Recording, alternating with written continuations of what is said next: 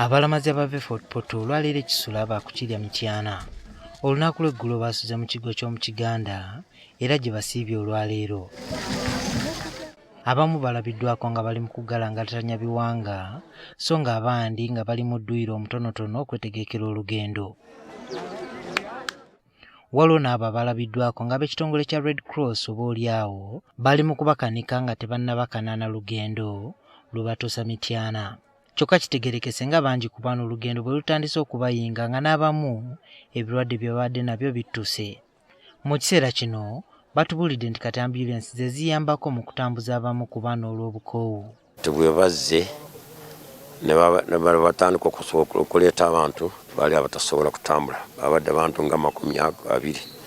So poliisi UP ne Red Cross ne ambulensi yaffe ze zaabaleese wano. Waliwo ne yazirise.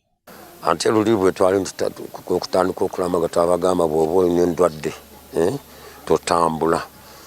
Naye ono bwe yatambula kati tolowooza tujja kusala amagezi oba tumuzzeeyo oba agende mu ddwaliro walala. Mu lugendo okutuuka e Mityana gye bagenda okusula tutegeezeddwa nti tebagenda kupapa era basuubira okutuuka e Mityana ng'obudde bukedde.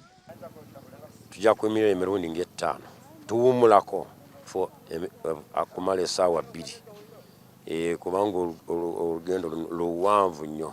Baaba ekitongole kya Uganda Red Cross batubuulidde obuzibu bwe businze okuva. Abasinga obuzibu bwe bafunye bakooye.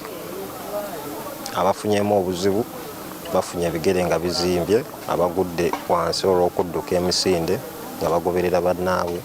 Okuggyako n'ekiro twafunyemu abali obubi ennyo abazirise nga batambula ne tufunamu cases 3 ze twakoze. Kyokka batemye empenda mwe banaayita okwenganga embeera eno. Cross bagenda sindika tiimu ey'okubiri kuba ku ground baddeko tiimu emu. So ambulance ey'okubiri ejja n'ambulance endala ez'aba MP eziriwo ku ground.